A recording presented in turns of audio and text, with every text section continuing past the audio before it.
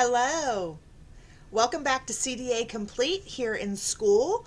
I am going to create a video that just kind of walks you through your CDA observation. So this is another topic that I get a lot of my own students and other students who reach out and just have a lot of questions about the whole final test process, which that piece is in two parts.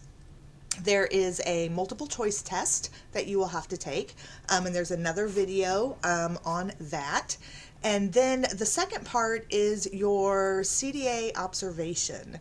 And this is where a PDS stands for Professional Development Specialist. They are paid and trained through the CDA Council. They will come to your program, they will go into your classroom, and they will observe you. For usually it takes at least 2 to 3 hours for them to do everything that they need to do and to observe everything that they need to observe. And that is part of your final CDA test.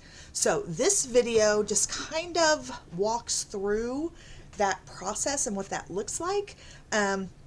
Again, I was a PDS specialist for about 6 years, so I am very familiar, and I can kind of walk you through kind of what my experience was as a PDS specialist, and how to best prepare you for that observation, okay?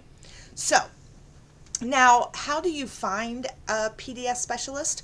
Well, that is when you will go to the CDA website, which is www.cdacouncil.org, and you will need to apply through the council that you are ready to take your CDA test. You will have to pay for it. There's a fee. That is where you will get information on where you can sign up to take your multiple choice test.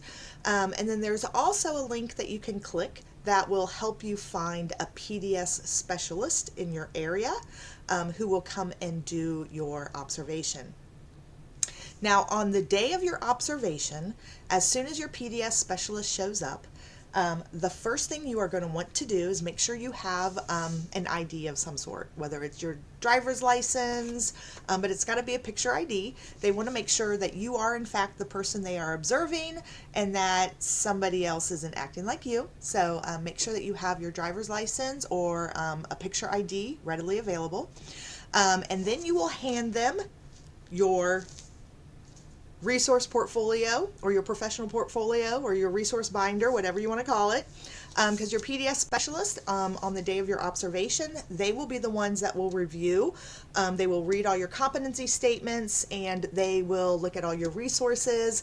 They'll read your philosophy statement, and they'll check your 120-hour certificate, which all of those items need to be in your resource binder. If you're still struggling with how to put your binder together, I have other videos here in the school app that will walk you through everything that needs to be in your binder.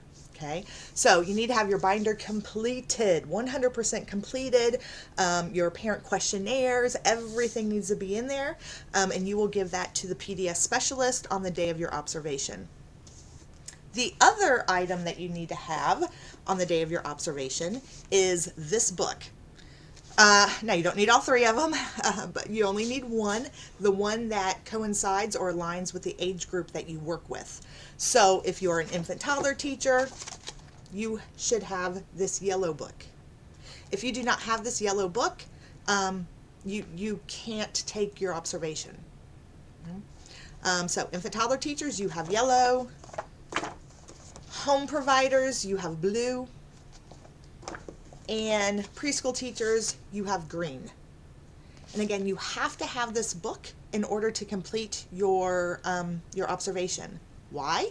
Because in the back of the book, the very last pages in the back of this book is what your PDS specialist, she will use this book to score you.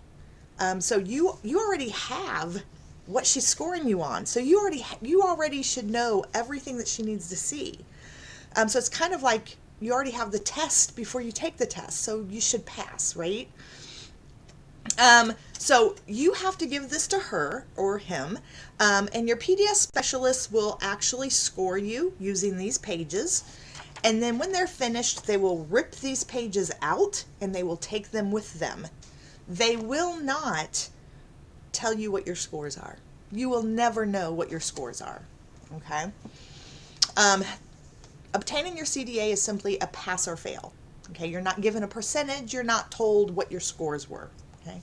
But what I want to do is just kind of break down and explain to you what it is they are looking for so that you are most prepared for that observation. All right.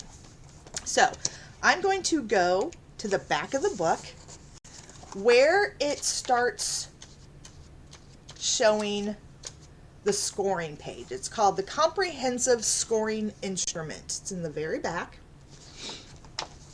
And how this is set up for the PDS specialist, it's broken into 2 sections, okay?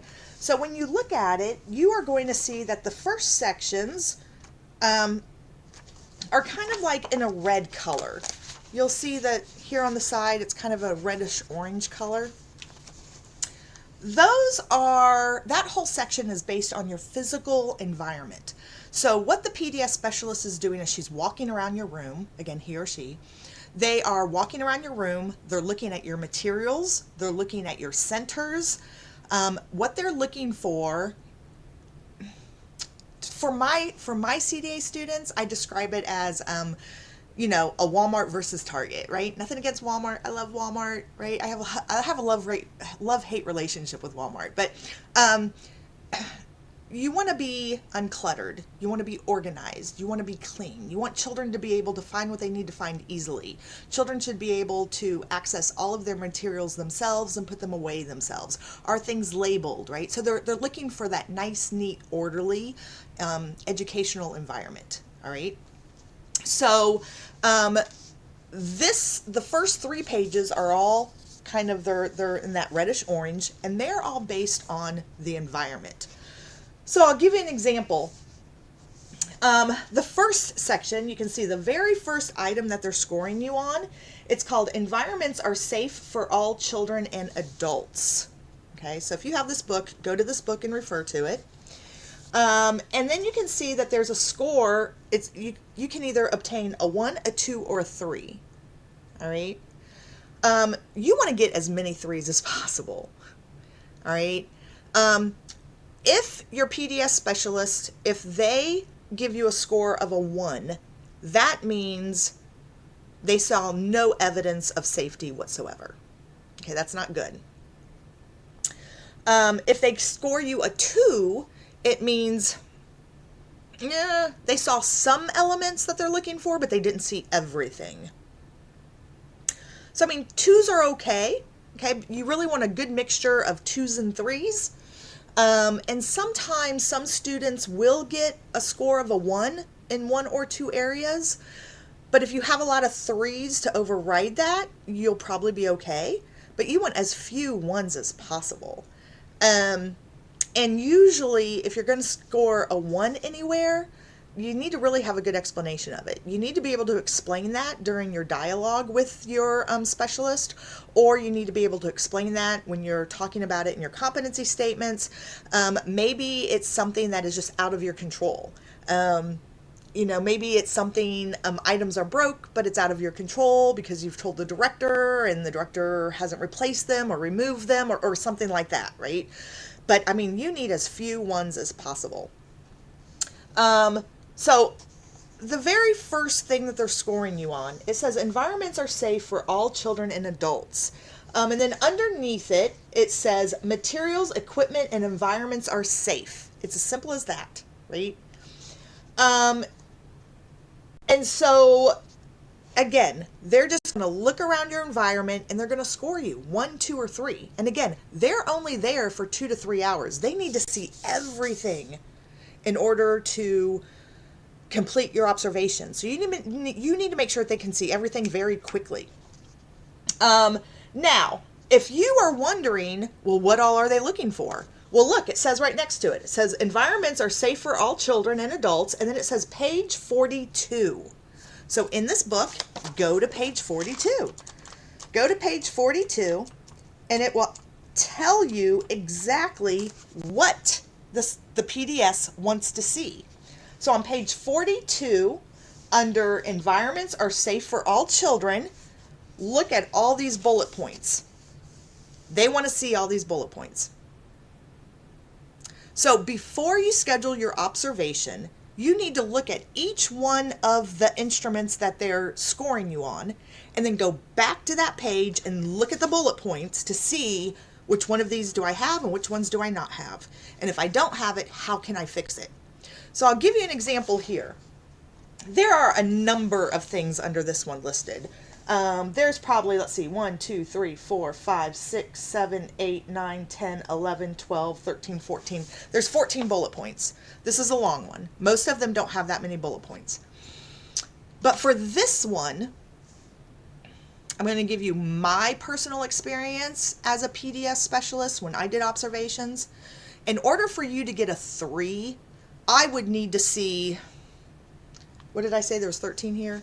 I'd have to see at least 10 to 13, 10 of these bullet points at a minimum. So almost all of them I would need to see in order to give you a 3. So in order to get a high score of a 3, you want as many of those bullet points as possible. Now, if you just had maybe half of these, 7, 8 of them, then I would probably score you like more closer to that 2. And then if I didn't see any at all, or only one or 2 items out of all of these, then I would only give you a 1. Okay, so it kind of gives you an idea of how to determine what your scores might be. So then the next section they're going to score you on is that well-planned and well-organized emergency procedures and supplies are evident. Sorry, I got something in my throat. All right, so what does that mean? So while they're walking around your room, what they're looking for are emergency evacuation posters up, an evacuation route readily available, a first aid kit readily available. As a specialist, if I see those items, then I feel very confident in giving you a score of a 3 because I can tell you have a first aid kit. I can tell that there's a medication sign on that cabinet. That must mean that's where medicines are kept. I see an evacuation route in case that there's a fire. So I see these items, so I'm more than likely going to score you a 3 in that area. But now, you know, the specialist isn't going to open up your drawers and open up your cabinets. So if you have all those items, but they're inside a cabinet and the cabinet door is closed, then they might score you a 1. So you want to make sure that all those items, that everything can be seen easily, so they can get through their observation as quickly as possible. Okay? So again, go to the page number. It says it's on page 43, and look at the bullet points. So what are the bullet points underneath this? A list of current phone numbers for contacting parents, a posted emergency plan, a written evacuation plan. Okay, so you want to have all that up right on your bulletin board by your door. A first aid kit is evident. Okay, so if you have your first aid kit in a cabinet and you know where it is, that's great, but put a sign on the cabinet that says first aid kit. That's going to help you go from a score of a 1 to a score of a 2, right? Or from a score of a 2 to a score of a 3. So it's about having evidence of these things so that your specialist can see these items quickly. So that kind of gives you an idea how to use this book, right? So let's go back in the back section again where the scoring instrument is. After the red pages, then you're going to see this section where this section, it's in green. Okay. Now this is where it gets a little tricky. In the green section, this is all based on your interactions with the children. So the first section, they're just looking at your room setup and they're scoring you. The next section, they're just going to kind of sit and watch you interact with children. So remember, we have all worked in the field of early ed. We know children don't listen. We know they don't like to clean up. We know that they sometimes fight. We know that they have temper tantrums. Don't get nervous if your children are just being children, or if you have some children with some behavioral issues. We're used to that. We understand that's part of the job. What we're looking for, as a matter of fact, we want to see a child not listen. We want to see a child not follow direction. We want to see two children have a little conflict with one another, because your PDS specialist needs to see how you handle that situation, right? So, unless there are a number of children at risk or they're not safe because of a child's behavior, you should not be calling the director to come handle this behavior. You shouldn't allow another teacher to come handle this behavior. They need to see you handle this behavior, and they need to see you handle it in an appropriate way using positive guidance. So it means no timeout. Okay, that means using conflict resolution or using redirection or any of the other skills and techniques that you hopefully learned in your CDA course.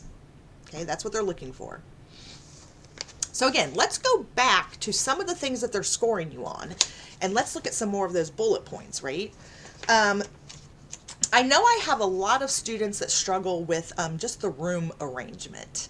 And, CDA really wants to see a couple things that they want to see is they want to see classroom set up in well-defined areas. So it's very obvious, this is the math area, this is the science area. The furniture is designed to control the materials and control the children in those areas. That's called well-defined centers. And so that's what they're really looking for. But a lot of people struggle because maybe your director or your owner or just your program's philosophy and curriculum doesn't allow you to move the furniture around and have it well defined. This is where you might find classrooms where all the centers, the wooden shelves that hold the manipulatives and the toys, everything's pushed up against the wall and it's one big open space. You're going to get a lower score, okay? Because that's not what the CDA expectation is, all right? So if it's something that's out of your control, then you need to address that in your competency statement and write, in your competency statement, why is your room not set up center-based?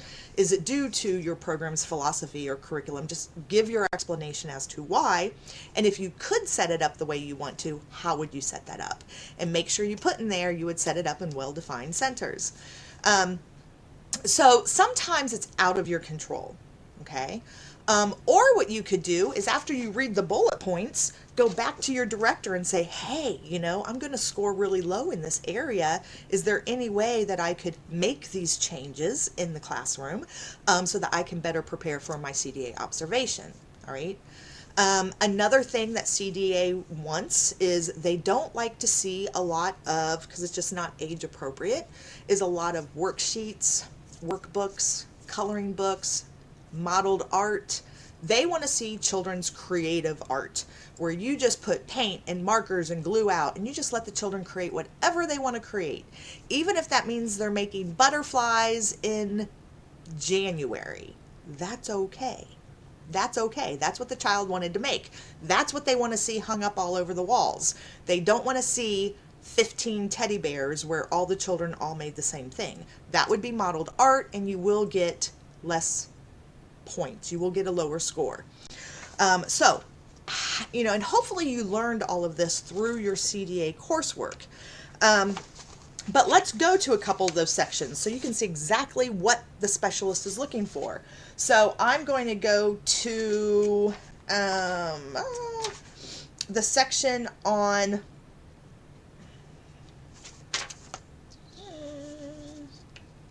trying to find art. Okay,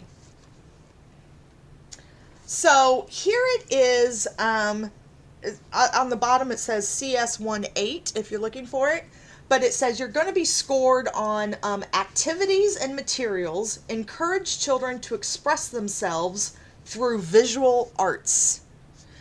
And you can get a score of 1, 2, or 3. So again, your PDS specialist, she's only there for 2 hours. So she needs to see art happening. Okay, she needs to see art happening. They need to see you reading a book. They need to see fine motor. They need to see gross motor. They need to see the sensory happening. You need to have all those centers open up all at the same time so that they can quickly see all these things happening. And again, if you have a program that doesn't allow all these centers, if you're having all the children all do art all at the same time, well then, a half hour goes by and she doesn't see anything else but art. You're not going to have enough hours in the day. She's not going to be there long enough. So you need to be able to incorporate these things as quickly as possible, or you need evidence of it. So let's go back to this one. Activities and materials encourage children to express themselves through the visual arts. So what does that mean? Right there it says, page 73. So we're going to go to 73. Let's look at those bullet points. And then what you do is you kind of go through those bullet points and score yourself. Mark them. Say, yes, I do this. Yes, I do this. Yes, I do this. Or maybe you do it, but are you going to do it the day that they're there? What if you don't get it done while she's there? Well, then you need to have evidence of it. So that means hanging up the children's artwork. So maybe your specialist doesn't see creative art happening, but she'll at least give you a score of a 2 if they at least see the creative artwork hanging in your classroom. Does that make sense? Sensory. Let's say for the 2.5 hours that your specialist is there, you didn't do any sensory activity. Well, then she has no choice but to give you a 1. She didn't see it. Or what you could do is have pictures of the children playing in shaving cream or playing with Play-Doh, and you have pictures hanging in your room. So maybe she didn't actually witness with her own eyes a sensory activity, but there's evidence that you do sensory activities. Well, then she would probably at least give you a score of a 2. Does that make sense? All right, so here we are under art, visual arts, and let's read these bullet points. So in order to get a 3, you need to have pretty much almost all of these bullet points. And I'm reading out of the preschool book right now, so just know infant toddler teachers, yours might look a little bit different. All right, so the bullet points. Open-ended drawing and coloring materials are available rather than coloring books. So don't have coloring books out the day of your CDA test. They're not age appropriate. You should not be using workbooks or worksheets or coloring books. So right there, it says it right in the book. They want open creative art where the children, you do not tell the children what to make. They are allowed to make whatever they want in the art area. Open-ended art activities. So it says right here, no modeled art. Activities that focus on the process, not the product. So again, no modeled art. So if you're doing a whole bunch of modeled art, or you have modeled art hanging up, you're going to get a low score here. Another bullet point says art activities, materials, and techniques are offered that reflect the cultural group of the classroom. Okay. So is it diverse? Okay. And then it gives you a list of items that they really want to see in your art area. So this is for preschool classroom. These are the items that the PDS specialist is looking for, readily available for preschool children to have access to whenever they want to go over and do creative art. Do you have construction paper, watercolors, markers, safety scissors, glue sticks, stamp pads, water paints, hole punches, collage materials, Play-Doh, chalk, paint, tape, a variety of paper, brushes, and recycled objects that the children can be creative with? So if you're a preschool teacher and your art area only has paper and crayons, you're probably not going to get a 3.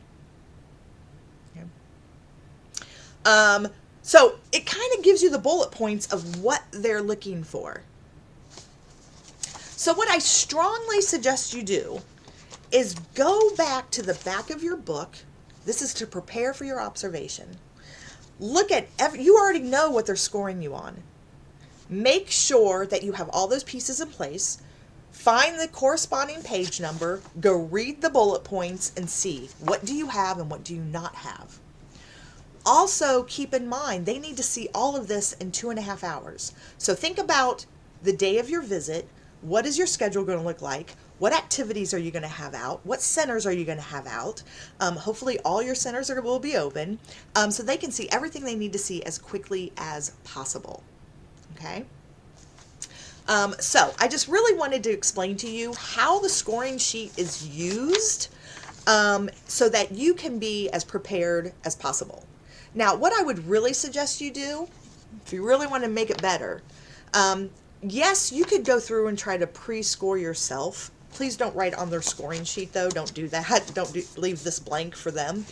Um, but what would be even better is if you really have a great relationship with your director or a fellow coworker or teacher, that you could have them go through and score you.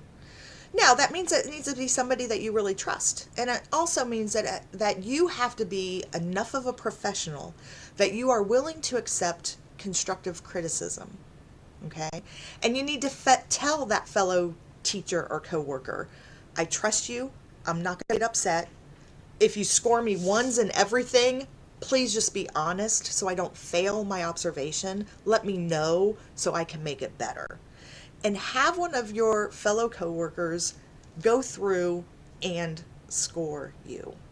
Okay? Yes, you can do it yourself, but sometimes you're not as objective, right? You walk into your room and you think your room is perfect and it has everything, right? So if you really want to be the most prepared for your observation, I would suggest you look at the scoring tool, you refer back to the bullet points for each item so that you have an idea of where do you think you fall, make any adjusted changes you need to make, and then have a fellow coworker who you trust and who is a professional do a mock score on you. Be open for constructive criticism, and that will help you succeed. Okay? So what will happen then is after your visit, you will have a dialogue with your PDS. It is not an interview. They typically don't ask you a lot of questions. What they are going to do is they are going to take probably less than a half hour. Now, if they do have any questions, like maybe they didn't get an opportunity to see you read a book and there was no evidence of you reading a book, some specialists might ask you, hey, I didn't catch you reading a book. Is that something you typically do during circle time? And you might say, oh no, I always do my read aloud, after nap or right before nap. And they might say, oh, okay. But, usually they don't have a whole lot of questions. Normally what they're going to do is they're going to bring out the dialogue worksheet that you have to have completed and already readily available in your resource binder. Again, if you're like, what is a dialogue worksheet? Go back to my video on putting your binder together and I go over that in there. But they are going to talk to you about some weaknesses that they might have saw in you or some areas that they want you to focus on improving. And then they're going to talk to you about what they saw you do really well. What I always tell my CDA students is I really want you to look forward to that dialogue with your PDS specialist. Your PDS specialist is probably more than likely somebody you do not know, somebody who does not know you from Adam, and they are somebody who you will probably never ever see again. However, they are professionals in the field. And what a great opportunity to have somebody who is very objective to come into your classroom environment and watch you as a teacher for 2 to 3 hours, and then take you aside, and they are going to leave you with some very valuable input. And again, it's going to be objective input. Yes, you might have your director come in and give you constructive criticism. Yes, you might have fellow coworkers give you advice or, support you or give you techniques that you can use. But they're not always objective because they know you. They work with you every day. All right. I was a director for many, many years, and I would like to think that I was objective every time I did an observation on one of my teachers, or I did her annual evaluation. But let's be real, your director and your fellow coworkers, they know you as a person, they know your other strengths and weaknesses, they sometimes know about your personal life, they know if you're late a lot, if you call off a lot, right? That can sometimes miscue their objectivity, right? So having a professional come in who doesn't know anything about your attendance or your relationship with other coworkers, or that you've had personal issues going on. They don't know any of that. All they know is what they saw you do for the last 2.5 hours, and they are going to leave you with some valuable input. All right, so don't be afraid of that dialogue. Okay, that final dialogue, that final last half-hour conversation you have with your PDS specialist, it will go well, and really listen to everything they have to say to you. Okay, don't be nervous. Just be prepared for the day of your observation, and the best way that you can do that is to review the scoring sheet in the back of your book, refer to the page number with the bullet points, and grade yourself before your PDS specialist does. And if you do that, you will be more than prepared for your observation. So I hope this video was helpful. If you have any questions about that observation or anything that I said in this video, please, here in the school app, go under community. Feel free to ask questions to myself or other CDA students who are in our school community, or feel free to private message me and I will gladly get back to you. All right, great. Have a good evening, everybody.